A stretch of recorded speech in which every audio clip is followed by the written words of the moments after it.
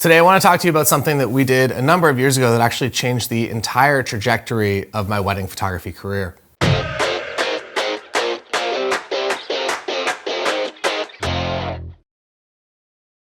Welcome to the studio.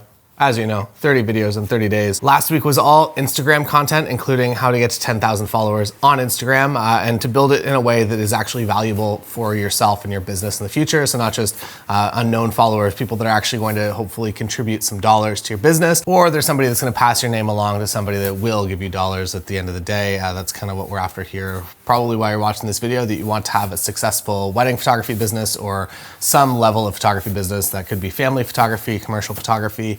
These tips kind of all apply, I would say, within that. I'm going to speak specifically to weddings, but if you are looking at this from a commercial mindset or a family mindset, I guess family is way more similar to weddings.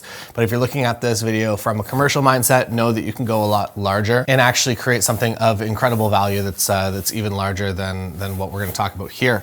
So about 8, 9, 10 years ago, I'm going to say 10 years ago, we started a website. It was called Toronto Wedding Society.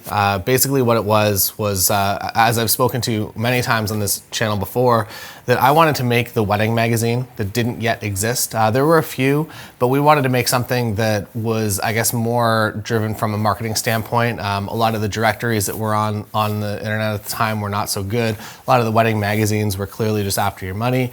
We wanted to make something that had everything that we learned with SEO and kind of doing brand deals, and we wanted to create a wedding magazine. And while I talk about my experience that happened 10 years ago, know that doing that this year, there's still a golden opportunity for it, that it's an opportunity that doesn't really go away. The tools and the things that we did have changed a little bit, or they've actually not really changed. They've become a heck of a lot easier. But know that this is absolutely something that you can do today that will have a dramatic impact on your business. So what we did, and I wish that it was still online, because we actually got bought out. So we actually got a paycheck, which is not a thing that I'll ever get from my business, because I have my name is my business, so I can never sell this business. We sold that business, fortunately, which I'm not going to say was completely unexpected, but it was definitely a surprise at the time when that idea and that deal came through. We built out a simple directory with a number of different vendors listed. And for each of the vendors that paid money to be a part of that, we actually did a full interview with them. If you paid into the top tier, we actually came and we did a video with you. So we'd sit down and actually do a video interview. That was all built to be a marketing piece. And that was also kind of built, or the raw footage was released for them to use in a promotional video or whatever they wanted to do as well. So there really was a lot of value in that top package. In the second package, what we did, I really wish I had the website here. Sorry that they took it down. They bought it and then they killed it. The next tier down was simply a text write-up. So they would, we had a writer that was basically working for the magazine pretty much every day whenever we were getting started. It turned out to be a lot faster growth than we expected. Anne would do an interview, whether it was on the phone or she would just email some questions. It was based on the preference of the person coming in. And she would write an article based on that. She would go through your content and actually craft something that was a great review on who you are as a photographer and what, more specifically, I guess, who your ideal bride was or who your ideal couple was. And then more specifically, it was written in a way that we very much knew that, like, the ideal couple, we wanted to connect specifically with them. So it was down to Anne to kind of figure out who the ideal couple is for this photographer or this florist, or there was a number of different categories on the site, everything that goes into a wedding.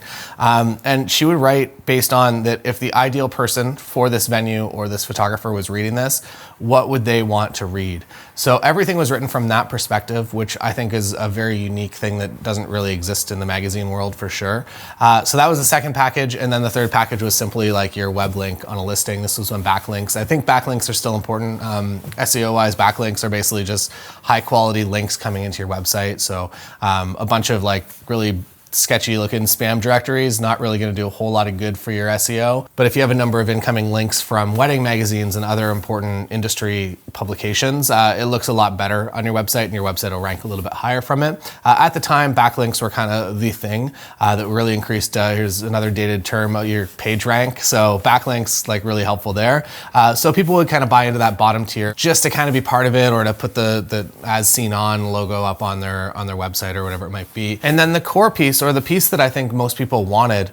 They wanted to buy into actually being these like real wedding features. So when they bought into these packages, they would either go for, I guess there was a number of different, this was before Instagram, so you'd get some Facebook content shared, or you would get maybe a number of real weddings shown. And this seemed to be what people were after in the beginning. From our experience, I guess, overall, we realized that it's very, very difficult to get photographers to send you images. So maybe a note to you as a photographer, if a magazine wants your images, just do it right now. Just like focus on that for a half hour, get it done, get it to them. Because that was the biggest struggle, I think, was actually getting images. So we tended to feature the same photographers over and over again, different vendors involved, different florists, different venue, different everything. But the same photographers kept popping up because they were the ones that would literally just send us the images. And it was very strange that everybody wants promotion, but I think the same kind of goes with when you shoot a wedding and you're like, yeah, makeup artist, I'll send you photos after the wedding, and then you never do. And you never think about it again. To leave that wedding day with a list of people that you need to send images to, and send those images out, because they're going to promote those images and you on Instagram and on Facebook and on TikTok and whatever it might be. So this was absolutely a business that we kind of created as a second business that very quickly became a full-time job for almost a few people at kind of the peak time. So the success of this magazine, it was a website, it wasn't even a physical print magazine. The success of this really kind of surprised us. The way that it actually transformed my photography career, that now all of a sudden I'm kind of an industry expert in the local area, that I'm now one of the people that run this like really prestigious magazine that's actually just a website that we started one evening. And this allowed me to now email anyone that I wanted to email within the wedding industry. I'm making connections, and people were following me that would have never followed me before. And meanwhile, nothing changed. Like, I just made this website. And by having that platform that was only a website, it really did make a lot more people pay attention to me. I've left the Toronto market. I used to work a lot more in the Toronto market. I work a lot more here now. But those connections, had I kept up with them, definitely would have really taken my business probably financially to a completely different place, to the Dogecoin moon, as you may say. That when I was shooting weddings there, I would say I was making double to triple what I'm making working back here. Life, happiness, balance-wise, Toronto, shooting weddings downtown a lot harder, shooting weddings here a lot more chill and fun, and I find that I get my ideal clients a lot more here. So I'm definitely happier here, but money-wise, it definitely would have been smarter to stay in a bigger city. I think all of my most expensive weddings that I have ever booked were all based on the people that I met during that time and during the creation of that magazine. It definitely was something that I didn't expect to have such a significant impact on my business. So the more that I kind of preach like, hey, if you don't have a local wedding magazine, or if the local wedding magazine sucks, now you have way more tools than we had 10 years ago. So if you're building that website, now all of a sudden you can actually do an Instagram page, and people actually care to be featured on that Instagram page. And now you can be on TikTok, and now you can be on Facebook. And then the additional surprise, so all the social media channels obviously there, but the bigger surprise, I think, is doing actually something that's printed for your local market.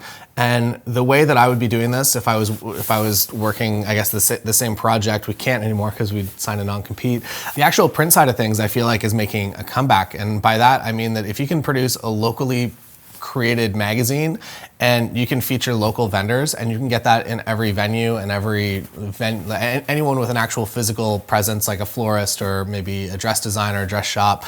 If you can have those magazines all around the city, all of a sudden people are actually going to start to take notice of it. As a photographer, I'm hoping that you have a better eye than a lot of the magazines, the local magazines that I've seen laid out, as far as just selecting images and creating something that looks really beautiful together. The benefit of this is essentially that you have no cost, like that is a free magazine that you'd give out. You're not charging money for it. It's all kind of built into the advertiser. So you figure out, hey, we want to run like 10,000 of these magazines. What's that cost? You divide it up by sponsors, and you get enough people in there to pay for their page. You're not trying to make a whole lot of money. You can, I guess, if you want, but you're not trying to make a whole lot of money off the print magazine. It just adds massive amounts of legitimacy to what you do online when you're actually in print.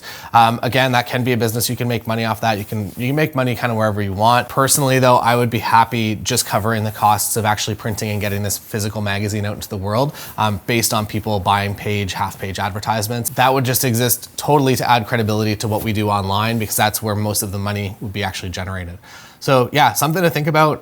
If this doesn't exist in your local area, give it some thought. If over the next couple of months, depending on how fast weddings are coming back, this can be something that you can do very quickly if you would like. This is something that you can either do alone or you can do with a small group of vendors together. I guess maybe the obvious thing is that you're a photographer, or maybe you're working with other vendors and you're creating this piece for the local industry. So how do you stay unbiased and actually feature other people? That just comes down to you being a chill human and hopefully also wanting the success of your friends and other photographers in your city as well. So know that kind of comes with it, and that's a bit of a weird little step to get over. But when the business actually becomes the magazine itself, rather than just the trying to promote yourself, I think that's when you hit a good balance with it.